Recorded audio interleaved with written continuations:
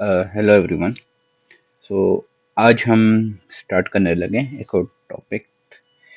उस टॉपिक का नाम है इनपुट एलएफआई पैरामीटर। ओके। तो आज हम दो कवर करेंगे। एक है input LFI wrapper and second is all filters, जिसमें हम सारे फिल्टर्स कवर करेंगे। ओके। सो इसके कोई प्री रिक्विजिट्स हैं। सो इसमें आपको बेसिक एलएफआई आना लाजमी है। ठीक है। और सेकंड आपका, ओके, कोर्स मटेरियल ही अभी इसकी ये इतना नहीं है तो इसको हम स्किप कर सकते हैं, लेकिन आपको बेसिक एलएफआई, आप बेसिक एलएफआई को इधर से देख सकते हैं। ठीक है। नोट्स एलएफआई में, और notes LFI I don't know why it's not working. Okay, मैं इसको बाद में देखता हूँ कि ये क्यों नहीं काम कर रहा, लेकिन आप यहाँ से सिलेक्ट कर सकते हो। ठीक है। ओके। सो इसके लिए आपको एक प्रैक्टिस लैब दी जाएगी। ठीक है। आप इस प्रैक्टिस लैब को डाउनलोड कर लेना। अ, मैं बेसिकली इनको रखता हूँ लैब्स के अंदर। ठीक है। और इसे मैं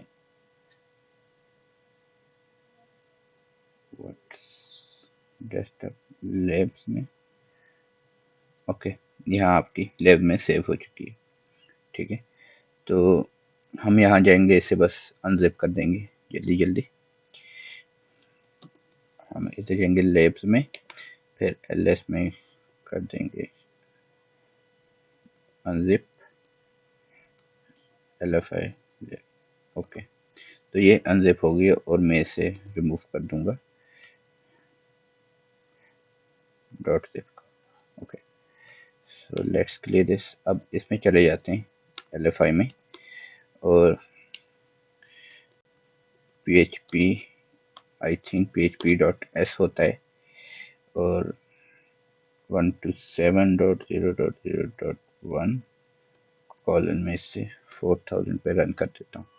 ओके। तो ये हमारा सर्वर रन हो गया 4000 पे। तो ओके, जैसे, ओके, आगे बढ़ते हैं। ओके। सो हमने जैसे प्रीवियसली बेसिक एलिफाई डिस्कस की थी। ठीक है। Filter change generator use discuss किया था और फिल्टर यूज किया था। तो आज हम एलिफाई इनपुट पैरामीटर यूज करते हैं। ठीक है। ओके। सो ये होता क्या है, ये एक पीएचपी स्ट्रीम रैपर है। रैपर मीन्स के दिस पीएचपी इनपुट। ओके। ये जो है पीएचपी इनपुट, जब हम ऐसे लिखते हैं तो इन्हें रैपर बोला जाता है। ठीक है। तो ये एक रैपर है। Okay. It contains the HTTP request body. ठीक है। तो इसके अंदर रॉ एचटीटीपी रिक्वेस्ट बॉडी होती है जो कि एग्जीक्यूट होती है। ओके। अभी हम पहले एक बेसिक एग्जांपल भी देख लेते हैं, फिर आपको अच्छी समझ आ जाएगी कि ये कैसे रन होता है। तो मैं इसे कॉपी कर लेता हूँ। ठीक है। हमारा, याद रखिएगा कि हमारा सर्वर को रन होना पड़ेगा। ठीक है। उसके बाद ही अब आप कुछ कर सकते हो। ओके। तो हम यहाँ एक ये रिक्वेस्ट लिखेंगे। ठीक है। अब इस रिक्वेस्ट को थोड़ा समझते हैं।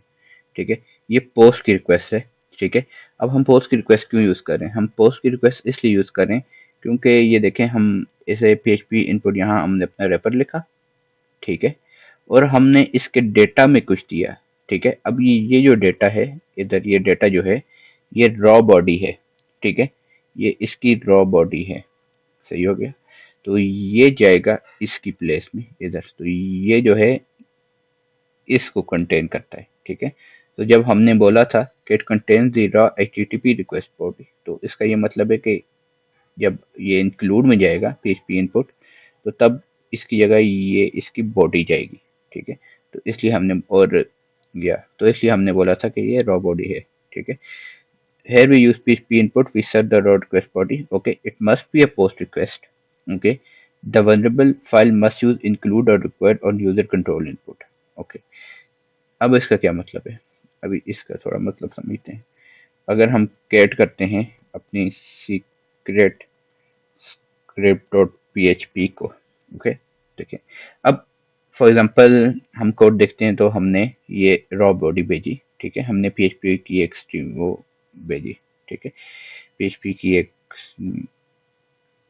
फॉर एग्जांपल एक डेंजरस पेलोड हमने भेजा। ठीक है। वो इधर आया, उसने फाइल पैरामीटर से वो पैरामीटर गेट किया। ठीक है। अब यहाँ गेट क्या कर रहा है, यहाँ ये पैरामीटर गेट नहीं करेगा, फाइल इनपुट में PHP इनपुट है, ठीक है, और PHP इनपुट में ये कंटेन करता है, ठीक है। तो ये क्या करेगा, PHP इनपुट कंटेन करेगा, ठीक है, और फिर फाइल वेरिएबल में दे देगा, इधर आ जाएगा। अब इंक्लूड फाइल, अब इंक्लूड, जब इंक्लूड फाइल रन होगी तो ये क्या करेगा, इंक्लूड फाइल में कुछ ऐसा होगा, PHP और सॉरी मैं भूल गया, PHP इनपुट था, ठीक है।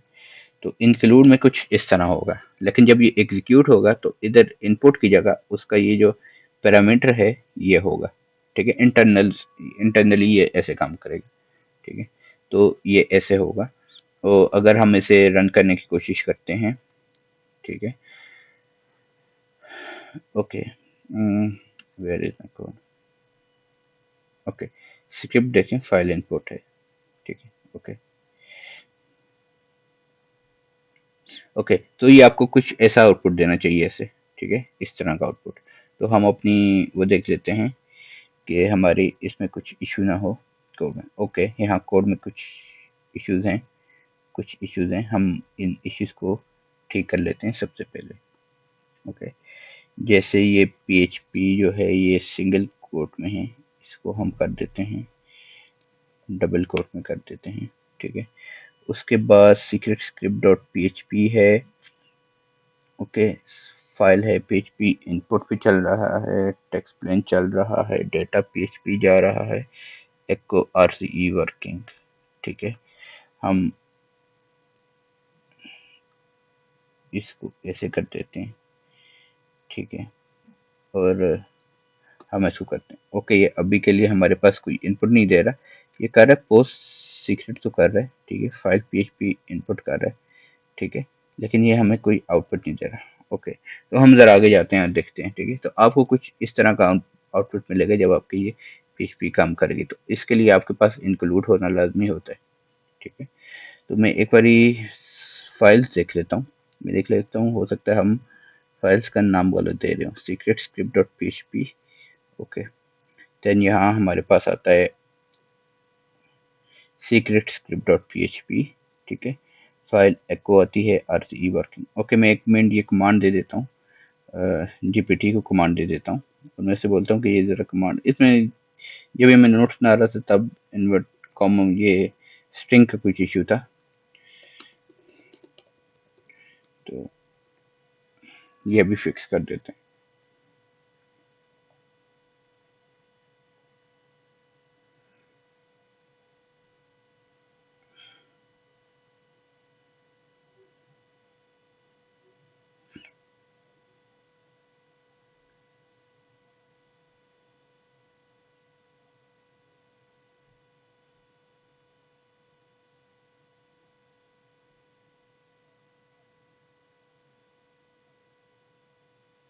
ओके, तो हम ये कॉपी करते हैं,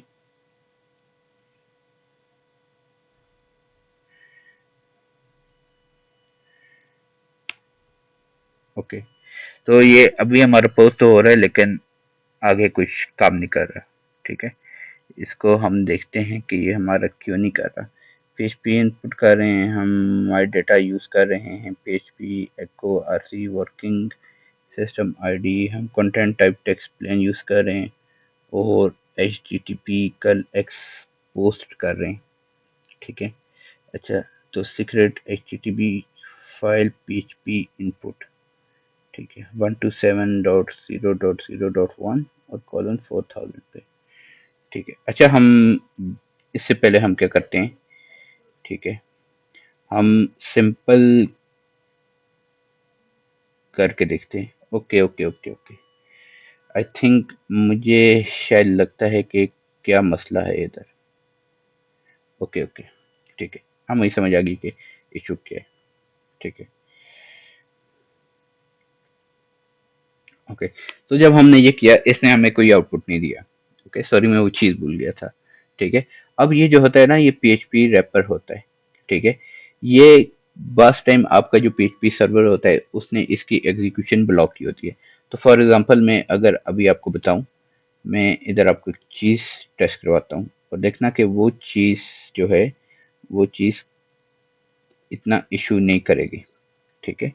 तो PHP कर देता हूँ, मैं कर लेता हूँ convert base 64 dash encode and मैं अगर रिसोर्स कर देता हूँ और रिसोर्स में लिख लेता हूँ resource equals to secret script dot php। Okay, see this one, ये वाला जो था ना, इसने वर्क कर दिया है क्योंकि ये PHP, ये भी PHP का रैपर है, लेकिन ये वाला जो फिल्टर वाला है ना वो मोस्टली अलाउड होता है। लेकिन जो दूसरे होते हैं like PHP input, PHP data, PHP file, तो ये जो होते हैं ना ये अलाउड नहीं होते, ठीक है, आपके इसमें। तो उसके लिए आपको क्या करना होता है, ठीक है, आपको चेक करना होता है कि URL इंक्लूड आपका ऑन है या कैसे परमिशन है यूआरएल इंक्लूड करने की। तो आप देख सकते हैं कि अलाउ यूआरएल इंक्लूड जो है ये ऑफ है, ठीक है। तो आपने क्या करना होता है, आप करोगे sudo git, ठीक है, आपने sudo करके इसे अपने एक टेक्स्ट एडिटर में खोल देना है, ठीक है, और इसकी जो सिर्फ अलाउ यूआरएल है ना, ठीक है, वो ऑफ है, तो आपने इसे ऑन कर देना है, ठीक है। आपने बस इतना सा काम करना है और आपने अपना PHP सर्वर रिस्टार्ट कर देना है, ठीक है। जब आप अभी इसे रन करोगे, ओके सॉरी मैंने पहले वाली रन कर दी है, ओके, आप इसे रन करोगे तो आप देखोगे RCE वर्किंग आ रहा है, ठीक है। तो PHP इनपुट होता क्या है, आपने देखा कि हमने इसे सिर्फ PHP इनपुट दिया, ठीक है, इसमें आपको इनकोडिंग करने की कोई ज़रूरत नहीं होती, ठीक है। जैसे हम नॉर्मल करते हैं ना कि अगर हमें अपना कोई PHP का भेजना है, ठीक है, तो पहले हम उसे इनकोड करते हैं, ठीक है, पास टाइम हमें उसे रोटेट भी करना पड़ता है, तो उसके लिए इनकोडिंग की ज़रूरत होती है। लेकिन इस सिनेरियो में इनकोडिंग की ज़रूरत नहीं होती। लेकिन इस सिनेरियो को एक ड्रॉबैक ये कि हो सकता है कि जिस मशीन पे आप अटैक कर रहे हो, वो जो मशीन है वो उसमें अलाउ यूआरएल इंक्लूड ऑफ होगा, ठीक है। अगर तो वो अभी तो हमारी लोकल मशीन है ना, अभी लोकल मशीन है तो हम इसमें टेस्ट कर सकते हैं, हम कुछ भी कर सकते हैं, ठीक है। लेकिन फॉर एग्जांपल अगर ये एक आप ऐसी मशीन पे टेस्ट कर रहे हो जो जिसका आपके पास एक्सेस नहीं है, जिसके पास आपका सिर्फ यूआरएल ही है, ठीक है, आप उसके इंटरनल्स को चेंज नहीं कर सकते, ठीक है, तो फिर ये जो ये वाला है ना, ये फिर आपका काम नहीं करेगा। ये तभी काम करेगा जब का अलाउ यूआरएल इंक्लूड होगा, जो आपका ऑफ होगा, ठीक है। ये उसी सिनेरियो में आपका काम करेगा, ठीक है।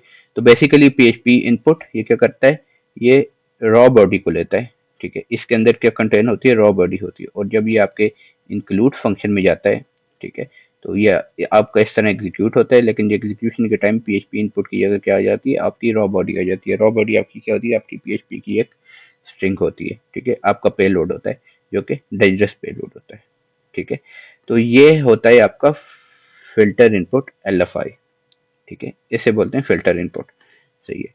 अभी हम थोड़ा जाते हैं और हम ऑल फिल्टर्स यूज करते हैं। अब ये भी वही वाली फाइल यूज कर रहे हैं, तो आपको लाजमी नहीं है कि आप इसे भी यूज करें, ठीक है। अब ये मुझे पता नहीं है कि ये नेटलीफाई क्यों इशू दे रहा है, मैं इस तरह जा रहा हूँ बटन्स के थ्रू, तो ये इशू दे रहा है, ठीक है। लेकिन अगर मैं इधर से जाता हूँ नोट्स LFI, सो मुझे नहीं पता कि ये इशू क्यों है, ओके ओके। तो हम इधर जाते हैं, ओके। नाउ हम कुछ फिल्टर्स पढ़ेंगे, ठीक है। पहले हम इनकोडिंग फिल्टर्स पढ़ेंगे, ठीक है, फिर हम कंप्रेशन फिल्टर्स पढ़ेंगे, फिर हम स्ट्रिंग फिल्टर्स पढ़ेंगे, और फिर हम अदर फिल्टर्स पढ़ेंगे, ठीक है, ओके। इनकोडिंग फिल्टर पहले हम पढ़ते हैं, हम इधर से कॉपी करते हैं, हमें लिखने की बार बार जरूरत है नहीं, ठीक है। तो हम ये उठाते हैं और पहले हमें सारे क्लियर कर देते हैं, गंद हटा देते हैं। अच्छा, इनकोडिंग फिल्टर क्या होता है कि ये आपके जो है ना, ये अगर आपको नहीं पता कि ये रीड क्या है, ये रीड कहाँ से आया है, ठीक है, तो आप फिल्टर वाले में जा सकते हो, ठीक है, फिल्टर वाले में। इसमें मैंने यहाँ इसकी मैंने वीडियो भी बनाई हुई है, ठीक है, फिल्टर प्लस राइट और फिल्टर प्लस रीड, ये मैंने एक्सप्लेन किया हुआ है। लेकिन मैं अभी फिर भी थोड़ा बहुत एक्सप्लेन करता हूँ, मैं डिटेल में एक्सप्लेन नहीं करूंगा, लेकिन मैं थोड़ा बहुत एक्सप्लेन कर देता हूँ, ठीक है। अच्छा, तो रीड रीड जो होता है ना, ठीक है, रीड आपका मॉड है, एक फिल्टर का है ना, फिल्टर उसका एक मॉड होता है। सो इसमें दो मॉड होते हैं, एक रीड होता है और एक राइट होता है। ठीक है, रीड वाला जो होता है ना, ये बेसिकली हम यूज करते हैं रीड। आपने लास्ट एग्जांपल में देखा होगा कि मैंने रीड नहीं लिखा था। रीड मैंने इसलिए नहीं लिखा था क्योंकि हमारे पास एक ही फिल्टर, आगे एक ही फिल्टर था। ठीक है, ये था। ठीक है, लेकिन आप अगर आपके पास मल्टीपल फिल्टर हो, लाइक फॉर एग्जांपल आप चाहते हो कि मैं इसे बेस 64 में इनकोड भी करूं, ठीक है, और आप चाहते हो स्ट्रिंग डॉट डॉट 13 मैं इस पे रोटेशन भी करूं, तो फिर ये इस तरह काम नहीं करेगा, फिर आपको पीछे रीड लगाना पड़ेगा। ठीक है, लेकिन जब आपके आपके पास एक ही फिल्टर है तो आपने पीछे रीड लगाने की जरूरत नहीं है, रिक्वायर्ड नहीं होता। कि ऑप्शनल होता है, आप लगा सकते हो, लेकिन ज़्यादातर लगाते नहीं हैं। ठीक है, अगर हम ये करें तो आप देख सकते हो हमारे पास इनकोडेड आ गया है। ठीक है, अगर आप चाहते हो कि अब मैं इसे डिकोड भी करूं, ठीक है, इधर आकर डिकोड करूं, तो आप क्या लिखोगे, बेस 64 माइनस टी कर दोगे तो ये आपको कंटेंट दे देगा। ठीक है, तो ये होता है इनकोड। सही है, फिर अगला है डिकोड। तो डिकोड भी हम ऐसे समझ सकते हैं, एक दो डिकोड को हम सीएमडी के थ्रू कर रहे हैं ना, तो अगर आपने सीएमडी के थ्रू नहीं करना, दूसरी तरीके से करते हो, तो उसके लिए मैंने आपको बताया कि आपने पहले इनकोड करो। ठीक है, उसके लिए डिकोड के लिए हमें दूसरा फिल्टर लगाना पड़ेगा, तो हम रीड लगा देते हैं। ठीक है, फिर हम लिखते हैं convert dot base 64 dot not dot but decode. ठीक है, हम ये कर देते हैं। आप देखोगे इसका आउटपुट नहीं आ रहा और ये स्टक हो गया। ठीक है, तो बेसिकली हम क्या करें, पहले उसे कन्वर्ट करें। कि हम इनकोडिंग क्यों यूज करते थे, हम इनकोडिंग इसीलिए यूज करते थे ताकि हमारा कोड एग्जीक्यूट ना हो, वो एक इनकोडेड फॉर्म में है। ठीक है, बेस 64 में। लेकिन हमने क्या किया, इसे इनकोड किया और फिर डिकोड किया, तो वो फिर दोबारा से फाइल ही बन गया है।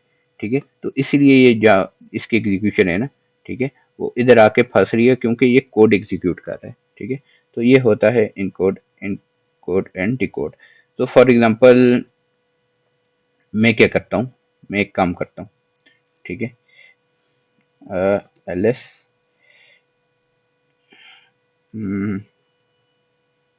ओके, हम user dot H T M L को यूज कर देते हैं। ठीक है, तो मैं बोलता हूँ कि user dot H T M L. ठीक है, इसका भी आपको, हम इसमें क्या करते हैं, सिर्फ इनकोड करते हैं। ठीक है, और फिर हम इसे डिकोड करते हैं। ठीक है, इसके लिए आपको सिर्फ जो इनकोड डिकोड होती है ना, वो आपको इसे रेंडर करती है। ठीक है, तो फॉर एग्जांपल हम इसके लिए क्या करते हैं, हम ऐसी कोई फाइल नहीं चाहते, हम चाहते हैं एक file nano test dot text. ठीक है, hello, I will just type hello. ठीक है, तो टेस्ट डॉट टेक्स्ट को हम करते हैं टेस्ट डॉट, ये इसे रेंडर करती है ना।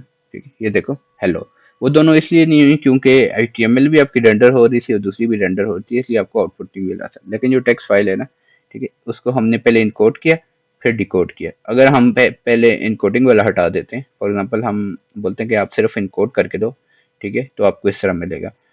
तो ये था आपका इनकोडिंग एंड डिकोडिंग। ठीक है, फिर आपका convert to base four encode, base four decode. Okay, ये वाला कौन सा, encode and content file. Okay, okay, ये वाला था आपका encode, base 64 encode. Okay,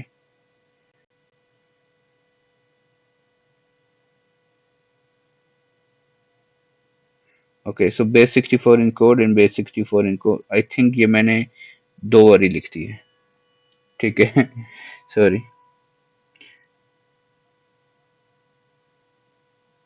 okay, so this one, ये वाला जो है, अब मैं खुद समझ नहीं आ रही, ये वाला इनकोड हो गया, ये वाला डिकोड हो गया। ठीक है, अब ये क्या करता है, इनकोड करता है और डिकोड करता है, जो मैंने आपको एग्जांपल बताई है। ठीक है, इसके नीचे आता है convert dot print, convert dot coated printable encode. Okay, अब इसको समझते हैं ये क्या करता है। ठीक है, इसको समझ देते हैं, हम रीड हटा देते हैं, हम सिर्फ एक ही फिल्टर यूज करेंगे। सही है, सही। इस वाले ने क्या किया, अब अगर मैं आपको नॉर्मल वाला आप देखो, ठीक है, आप नॉर्मल वाला देखो कि उसने बेस 64 में इनकोड किया ना, तो इसे ये लेके आए बेस 64 की फॉर्म में। लेकिन ये जो कोटेड प्रिंटेबल इनकोड है ना, ये इसे हेक्स की फॉर्म में लाता है। लाइक ये बोल रहा है कि हेलो इक्वल टू 0 है। तो ये half read, we can half read this, okay, ये हाफ रीडेबल होता है। लेकिन ये वाला जो होता है ये बिल्कुल रीडेबल नहीं होता। ये जो बेस 64 वाला यही मेनली यूज होता है, आप नहीं देखोगे कि ये हेक्स वाला कहीं भी यूज हो रहा हो। ठीक है, सही है। ठीक है, इसी तरह डिकोड भी उस तरह ही है। कोटेड प्रिंट डिकोड, आप इसे डिकोड कर सकते हो। मैं आपको डिकोड करके ही बता देता हूँ। ठीक है, उसके लिए मुझे क्या करना पड़ेगा कि मुझे इसे रीड बनाना पड़ेगा। ठीक है, और मुझे इसे लिखना पड़ेगा convert dot Q U O T D quoted printable decode. Okay, so you will see hello. Okay, so इसने पहले इनकोड किया और फिर उसे डिकोड कर दिया। ठीक है, ये रिवर्सिबल होते हैं, जितने भी फिल्टर्स होते हैं ये आपके सारे रिवर्सिबल होते हैं। तो फॉर एग्जांपल एक से दूसरे में कन्वर्ट करो, दूसरे से तीसरे में करो, और फिर तीसरे से दूसरे में और दूसरे से पहले में करो, तो ये आपके डिकोड हो सकते हैं। ठीक है, उसके बाद आपका आता है आइकन वी। ठीक है, आइकन वी क्या करता होता है?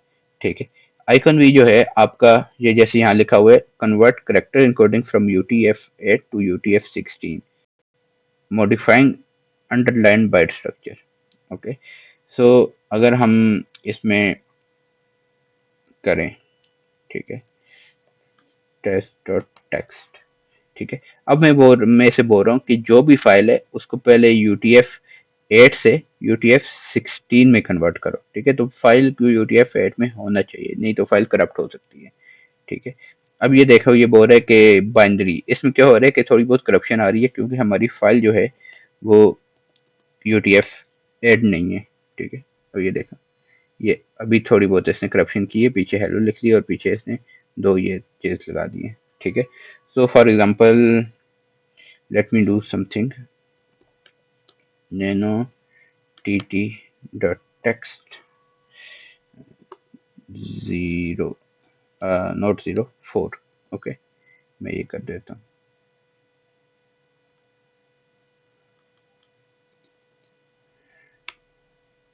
सी, इसने ना इसे थोड़ा बहुत उस फॉर्म, बाइनरी फॉर्म में कन्वर्जन करके ले। सो बेसिकली ये इसे UTF-8 से UTF-16 में कन्वर्ट कर सकते हैं।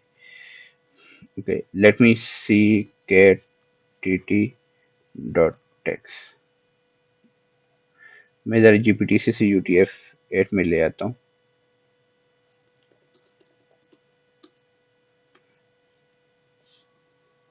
UTF-8 जो 8 होता है ना, UTF-8 वो सिंगल बाइट होता है। ठीक है, तो ओके सो छोड़, ओके, सो ये अभी हमें किसी और स्टोरी की तरफ लेके जा रहा है। ठीक है, तो इसका बेसिकली ये होता है कि ये सिर्फ UTF-8 नहीं। ठीक है, अब अगर आई थिंक के इसे आप जो हो, ठीक है, UTF-8 की जगह अगर मैं लिख लूँ बेस 64 से कन्वर्ट करना है, सॉरी, बेस 16 से कन्वर्ट कर दो बेस 64 में। ठीक है, तो ये इसी तरह आपका सेम ही नजर आएगा, क्योंकि ठीक है, ये आई गेस के कन्वर्ट कर रहे बेस 16, लेकिन हमारा बेस 16 में है नहीं। ठीक है, तो उसके लिए हमें पहले क्या करना पड़ेगा, इसको बेस 16 में कन्वर्ट करना पड़ेगा। ठीक है, और फिर उस कन्वर्जन को हम बोलेंगे कि ये हमारे पास बेस 16 में है, तो इसे बेस 64 में कन्वर्ट कर दो। ठीक है, तो इसका ये मतलब होता है कि इसे एक कन्वर्जन से, ठीक है, इसे दूसरे कन्वर्जन में कन्वर्ट कर दो। ठीक है, ये होता है। ठीक है, ओके, अब ये वाले, अब हमारे पास आते हैं कंप्रेशन फिल्टर्स। ठीक है, कंप्रेशन फिल्टर्स क्या होते हैं? ठीक है, ये सिंपल क्या करते हैं, ये आपको ये जो फाइल है, ठीक है, उसे कन्वर्ट कर देते हैं। ठीक है, ठीक है, उसे एक जिप फाइल में ले आएंगे। ठीक है, अभी आप ये यूज कर सकते हो। ठीक है, अब आपने, आपके पास ये कंप्रेस्ड हो गई है। ठीक है, अब आप इसको जो है डीकम्प्रेस कर सकते हो। ठीक, किधर है नोट्स मेरे? ठीक है, ये कंप्रेस्ड होगी। ठीक है, और आप जो हो इसको डिकम्प्रेस कर सकते हो। ठीक है, So this is compression and decompression. ठीक है,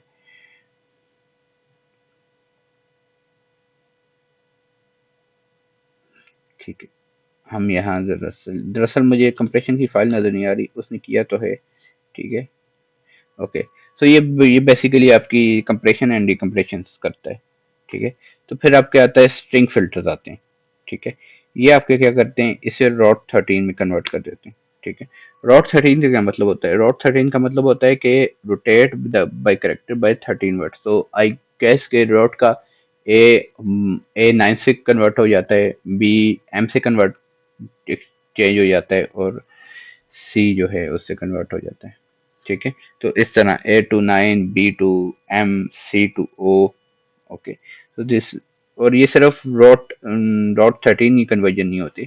ठीक है, तो rot 64 conversion, I think so 64 rot 64 नहीं होगी, तो रॉट 7 कर दूं मैं। ठीक है, तो इस तरह की मुख्तलिफ कन्वर्जन्स होती हैं। आई गेस के अभी इसमें जो होगा, ठीक है, इसमें रॉट रॉट नहीं होगा। ठीक है, अभी जो मतलब अभी जो ये एक्सेस हम कर पा रहे हैं, क्योंकि जो हमारा सिस्टम है ना, उसमें भी होती है कि आप कौन कौन सी मोड यूज कर, आई मीन फिल्टर यूज कर सकते हो। ठीक है, इन्फ्लेट फिल्टर आप यूज कर सकते हैं, हम माइक कन्वर्ट भी कर सकते हैं, रॉट 13 कर सकते हैं, लेकिन ये रॉट 7 जो है ना, शायद वो हम नहीं कर सकते, इसीलिए हमें दिखा नहीं रहा। ओके, ये हमारा सिस्टम को स्टक कर रहा है और ये बोल रहा है कि टू क्रिएट रॉट 16। ओके, यहाँ हम बोल रहा होगा कि unable to create filter string dot rot 64। तो रॉट 64 इसके पास अवेलेबल है नहीं फिलहाल के लिए। ओके, सो इसलिए नहीं हो रहा। Okay, okay.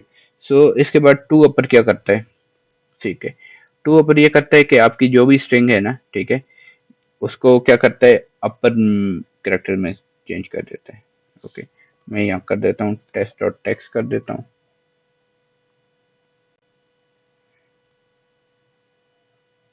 ओके, हमारा, ओके, कनेक्शन रीसेट हो गया, सी, तो इसको हेलो हेलो हो गया। ठीक है, तो इसी तरह जिस तरह अपर है, ठीक है, इसी तरह होता है एक लोअर भी होता है। ठीक है, जो इसको लोअर में कन्वर्ट कर देता है। ठीक है, ओके, ये हो गया अपर, डॉट 13 भी हो गया, अपर भी हो गया, लोअर भी हो गया। और अभी अदर फिल्टर हैं। ठीक है, डी चंक क्या करिए, क्या करता है, remove H T T P chunk transfer encoding from content. Okay, हम इसमें देखते हैं H T T P. Okay,